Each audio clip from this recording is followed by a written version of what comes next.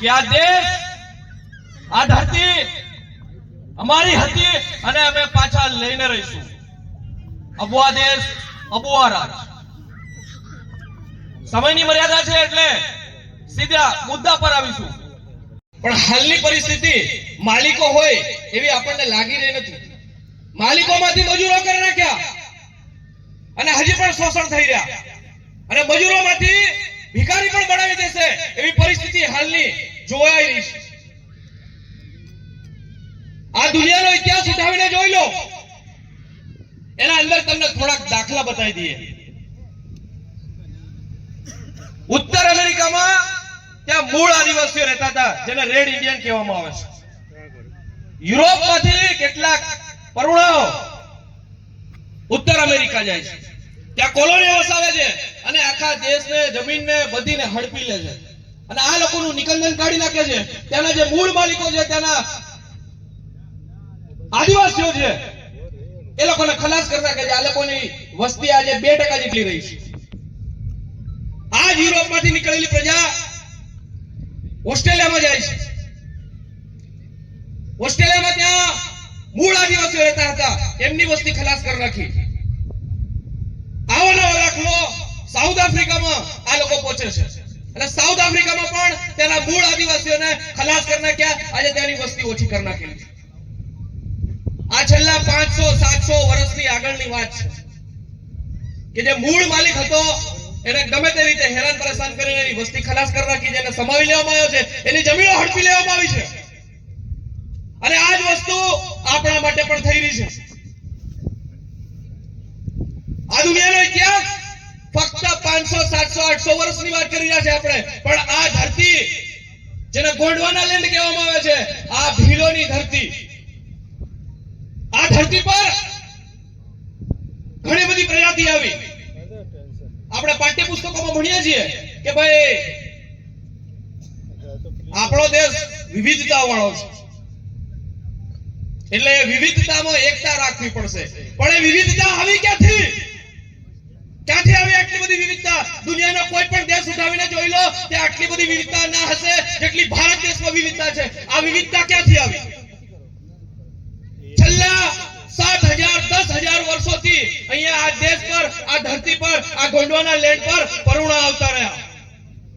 એ આર્યો આયા, શક આયા, હુણ આયા, અંગ્રેજો આયા, ફ્રેન્ચો આયા, મુગલો આયા, અલગ પ્રજાતિઓ આવી અને આ દેશમાં વસવાનું શરૂ કરી નાખ્યું. કારણ કે આખી પૃથ્વી પર સૌથી સારામાં સારું વાતાવરણ હોય, ફળદ્રુપ જમીનો હોય, નદીઓ હોય, એ આ ધરતી પર છે, એ આ ભારતના ઉપખંડ પર છે. અને એટલા માટે જેટલા પણ પરુણા આયા એ અત્યાર સુધી પાછા ગયા નથી.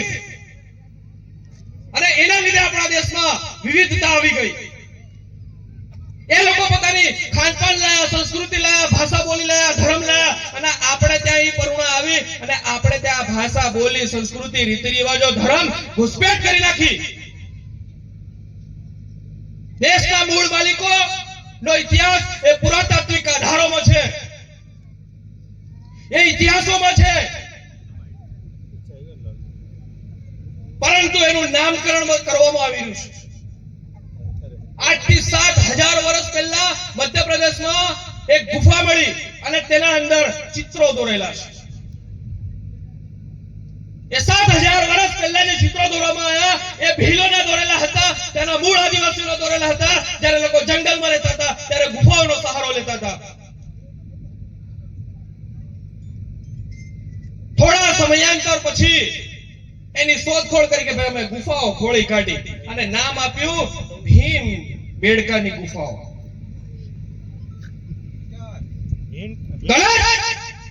એ ભીલોની ગુફા છે અને એને ભીલ બેડકાની ગુફા કહેવાવી જોઈએ. એવું ને એવું દરેક જગ્યાએ ચાલે છે. અમારા ગરબાડા તાલુકામાં આદિવાસીઓના અસ્થિ વળાવવા માટેનો કુંડ આવેલો છે. ત્યાં ભીલ લોકો પોતાના પૂર્વજોના અસ્થિ તે કુંડમાં વહાવે છે. એનું નામકરણ નાખ્યું ભીમકુંડ. અને ભીમને શું મતલબ ભાઈ? જે પુરાતાત્વિક આધારો સરકાર, ગુજરાત સરકાર અને ભારત સરકાર પણ જેને ઇતિહાસ નથી ગણતી, જેને મહાકાવ્યો કહે છે, જેને દંતકથાઓ કહે છે,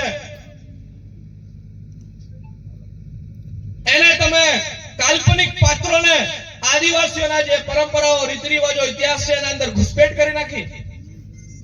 ભીલોનું જે હતું એને ભીમ નામ આપી દીધું. આવું સતત કરતા આવી રહ્યા છે અને આપણી સંસ્કૃતિ, આપણા ધર્મને સતત ખલાસ કરવામાં આવી રહ્યા છે.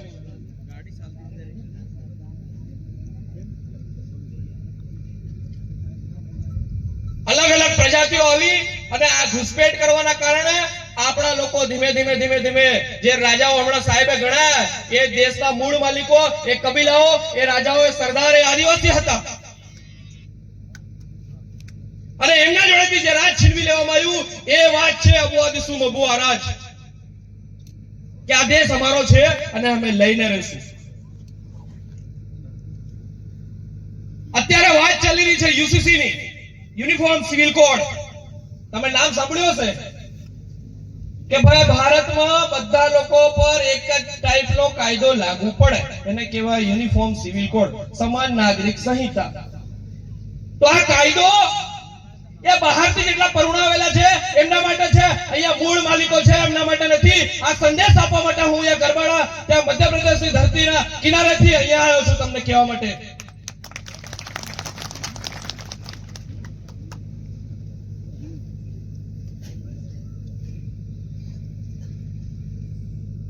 ભારતીય બંધારણ જ્યારથી લાગુ થયું, દેશ આઝાદ થયો, એના પહેલાથી 5મી અને 6મી અનુસૂચિ આપણા પૂર્વજોએ લડાઈ લડી, આપણે લડી અને 5મી અને 6મી અનુસૂચિ આપણા બંધારણમાં મુકાવડાવેલી છે. આ યુસીસીનો કાયદો આદિવાસીઓને નથી લાગુ પડવાનો એવી વાત ઉત્તરાખંડ સરકારે ઓલરેડી કહી દીધેલી છે.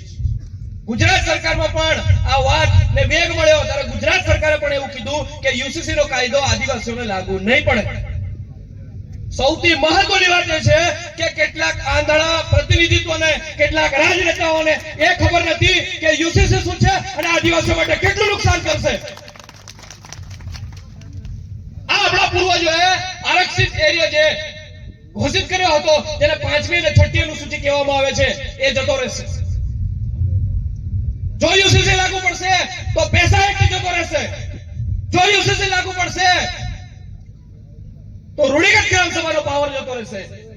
અને સૌથી મહત્વની વાત, જળ જંગલ જમીનની આપણી જે જમીન છે એ જમીન જતી રહેશે. કેમ? કારણ કે 73 એની ડબલ એની જમીનો એ આદિવાસીઓને સંરક્ષિત કરેલી છે કે આદિવાસીઓને જમીન ફક્ત આદિવાસી ખરીદી શકે, બીજો નહીં. અને આ યુસીસીના કાયદા જ્યારે આપણા પર લાગુ કરવામાં આવશે તો આ જમીનો પણ છીનવાઈ જશે, આ 5મી 6મી અનુસૂચિ પણ છીનવાઈ જશે, આ નોકરીઓના, શિક્ષણના, રાજકારણના આ બધા હક અધિકારો છીનવાઈ જશે. આ લખી રાખજો.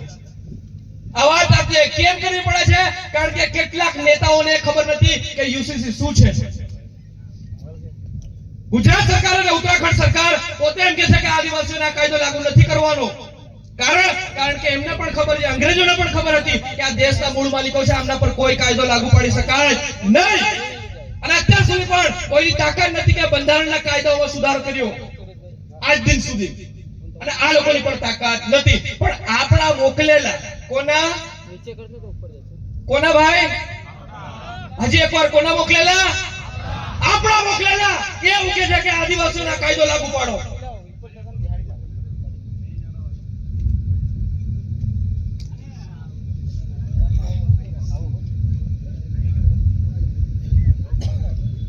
એ લોકોને ખબર નથી કે 73 ની જમીનો આદિવાસી ખરીદી શકે. એ કાયદો જતો રહેશે, પૈસા એક જતો રહેશે, નોકરીઓમાં જે તમને આરક્ષણ મળે છે એ જતું રહેશે, 5મી 6મી અનુસૂચિ જતી રહેશે, રૂઢિગત ગ્રામ સભાનો પાવર જતો રહેશે, જે કાયદો બનાવવાની અને કાયદો લાગુ કરવાની પણ સત્તા ધરાવે છે. ખુદ સુપ્રીમ કોર્ટ એવું કહે છે કે ના વિધાનસભા ના લોકસભા, સબસે બડી ગ્રામ સભા એટલું પાવર આપણને આપેલું છે, એ જતું રહેશે. એ અભણ નેતાઓને ખબર નથી, એટલા માટે અહીંયા આ વાત મૂકવી પડે છે.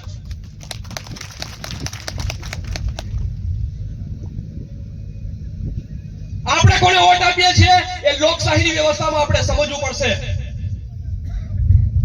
આ દેશ આઝાદ થયો અને દેશનો વિકાસ કરવાનો હતો, એનું ઘડતર કરવાનું હતું, ત્યારે આપણે જમીનો આપી અને એ જમીનો પર અલગ અલગ ડેમ બનાવ્યા, આદિવાસીઓને વિસ્થાપિત કરવામાં આવ્યા. આપણે જમીનો આપી દીધી, આપણે જંગલો આપી દીધા.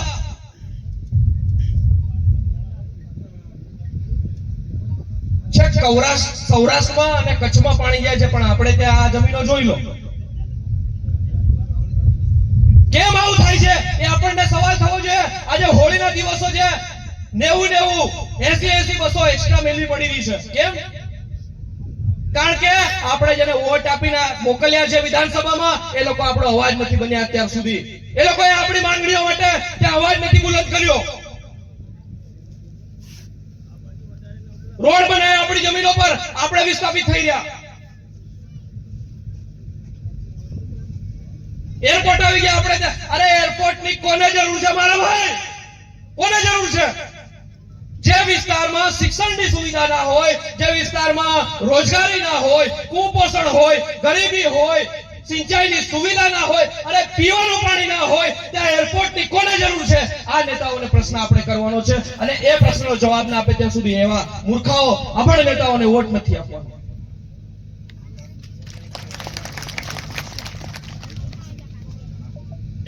આપણા ગામનો સરપંચ હોય, તાલુકા સભ્ય હોય કે જિલ્લા સભ્ય હોય કે ધારાસભ્ય હોય કે સાંસદ હોય, જે આદિવાસી વિચારધારા માટે કામ કરે, આદિવાસીઓના હક અધિકારો માટે કામ કરે, આદિવાસીઓની સમસ્યાઓ દૂર કરવા માટે કામ કરે, એવા લોકોને વોટ આપવાની છે. એ વાત મૂકવા માટે હું આજે તમારા સામે ઉભો થયો છું.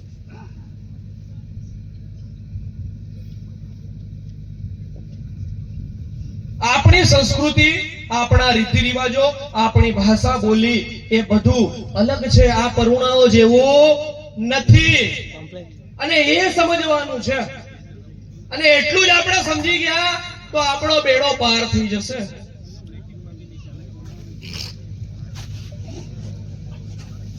તમારે ફક્ત એટલી જ વાત સમજવાની છે કે આપણે જે નોકરીઓમાં, શિક્ષણની સીટોમાં, રાજકારણની સીટોમાં આ 73 ની જમીનોના અધિકાર, 5મી 6ઠી અનુસૂચિના અધિકાર, રૂઢિગત ગ્રામ સભાના અધિકાર એ આપણા સંસ્કૃતિના આધારે છે, કોઈ ધર્મના આધારે નથી.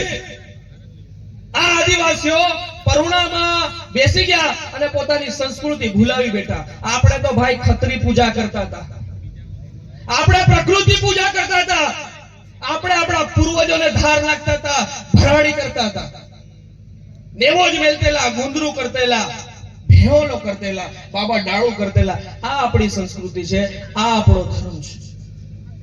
અને આને જ્યારે આપણે ભૂલી બેસીશું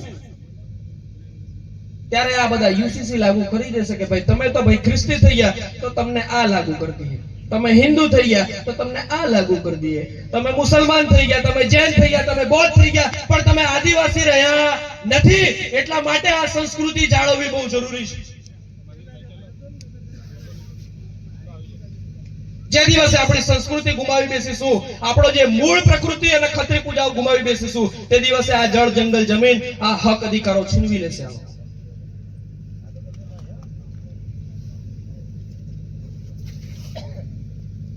આદિવાસીઓને કોઈ પણ ધર્મના કાયદા લાગુ પડતા નથી. છેલ્લી મારી વાત અહીંયા હું તમને કહી અને મારી વાણીને વિરામ આપવા માંગુ છું.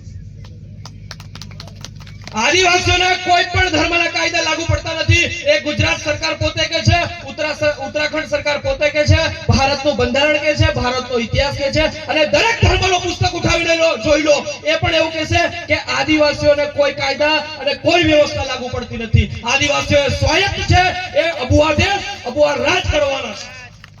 અને એટલા માટે આપણને ગ્રામ સભા આપેલી છે, 5મી અને 6ઠી અનુસૂચિ આપેલી છે. આદિવાસીઓને હિન્દુ ધર્મનું વર્ણ વ્યવસ્થા લાગુ પડતું નથી. આદિવાસી બ્રાહ્મણ, ક્ષત્રિય, વૈશ્ય ને શૂદ્રમાં નથી આવતો. એટલે હિન્દુ ધર્મના હિન્દુ કોડ બી લાગુ પડતો નથી. હિન્દુ લગ્ન ધારો 1955 આદિવાસીઓને લાગુ પડતો નથી. ખ્રિસ્તી ધર્મનો કોઈ પણ કાયદો આદિવાસીઓને લાગુ પડતો નથી. મુસ્લિમ ધર્મનો પણ કોઈ પણ કાયદો આદિવાસીઓને લાગુ પડતો નથી. એ ભારતીય બંધારણ જોઈ લો, ભારતીય કાનૂન જોઈ લો, દરેક વ્યવસ્થા જોઈ લો અને ધર્મના પુસ્તકો જોઈ લો, આદિવાસીઓને કોઈ ધર્મ સાથે કોઈ લેવા દેવા નથી.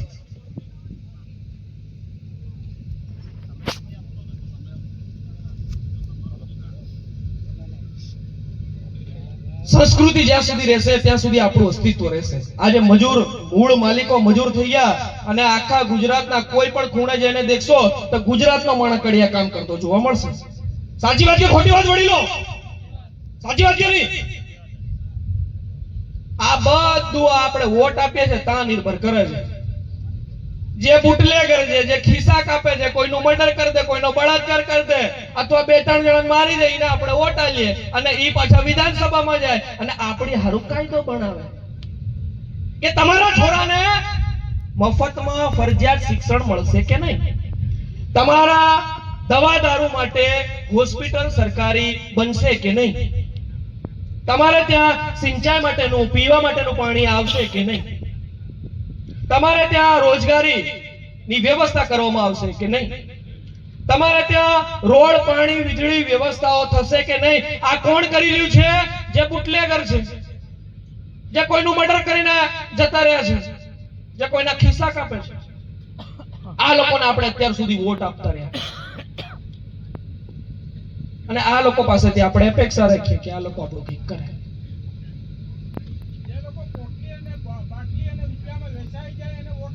બરાબર છે કે ભાઈ મન તો સાડી આલી દીધી તો હું તો ફલાણાને જ વોટ આલવાની, મન તો 50 રૂપિયા પહેલા પીવા આલ્યા એટલે હું એને વોટ આલવાનો. પણ એ 5 વર્ષ સુધી તમારું શોષણ કરશે, તમારા બાળકોનું શોષણ કરશે, આવનારી પેઢીનું શોષણ કરશે. જે દિવસે તમે 100 રૂપિયા લઈને રાજી થઈ ગયા તે દિવસે એ આવનારી પેઢીના 5 વર્ષ તો નહીં, એ 25 વર્ષ ખાઈ જશે. એ આપણે સ્વીકારવું પડશે અને એને બદલવું પડશે. તે દિવસે આપણે ત્યાં કંઈક પરિવર્તન આવશે, આપણો વિકાસ થશે. તે દિવસે આપણે કહી શકીશું કે દેશના મૂળ માલિક છીએ. એટલે પોટલીમાં અને 50 રૂપિયામાં વેચાવાનું બંધ કરીએ. જે આદિવાસીનો અવાજ બને, આદિવાસીઓ માટે અવાજ ઉઠાવે, આદિવાસીઓના હક અધિકારોની વાત કરે, આદિવાસી સંસ્કૃતિની વાત કરે, તેના માટે આપણે વોટ આપવાની જરૂર છે.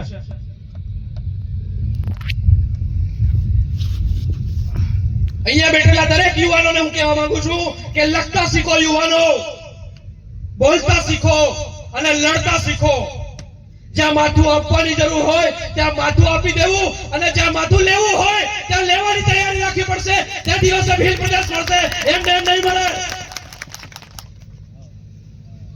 લડી લેવી પડે ભાઈ, લડી લેવી પડે. આપણા હક વાળી લડાઈ લડી લેવી પડે. એ આ વાત છે. આ કાયદાઓ, આ જળ જંગલ જમીન, આ આપણા હક અધિકારો છીનવવાની હાલની પરિસ્થિતિ બહુ ભયંકર ચાલી રહી છે. મજૂર બનાવી દીધા, હજી ભિખારી પણ બનાવી દેશે.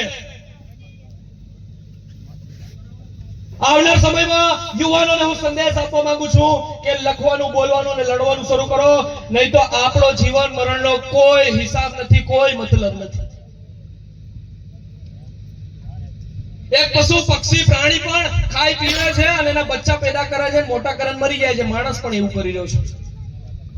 એટલે સમાજ માટે બને તેટલું કંઈક કામ કરો, મદદરૂપ થાવ તો ઘણું જ ઉપયોગી છે. અને ખાસ કરીને હમણાં સાહેબે વાત કરી કે મીણા સમુદાય આખા ભારતમાં યુપીએસસી પાસ કરે છે અને એ લોકો કલેક્ટર બને છે, લોકો યુપીએસસી જીપીએસસી પાસ કરે છે અને એમના ભાઈ ભત્રીજા ભાણેજોને એ લોકો આંગળી પકડી અને ત્યાં લઈ જાય છે કે ભાઈ તું બી આ કર. અને આપણે ત્યાંનો માણસ નોકરી લાગી જાય સેના પર, આદિવાસી સંસ્કૃતિના આધારે મળેલા એ આદિવાસીના સર્ટિફિકેટ પર કલેક્ટર બની જાય, આઈપીએસ બની જાય, ડીડીઓ બની જાય, ટીડીઓ બની જાય, પીએસઆઈ બની જાય અને રિટાયર થાય ત્યારે એમ કે હું સમાજ સેવા કરવા આવીશ. એ લોકોને જગાડવાના છે આપણે કે ભાઈ તું જે આદિવાસીના સર્ટિફિકેટ પર નોકરી લાગ્યો છે એનું કંઈક ઋણ ચૂકવવાનું આવે કે નહીં આવે.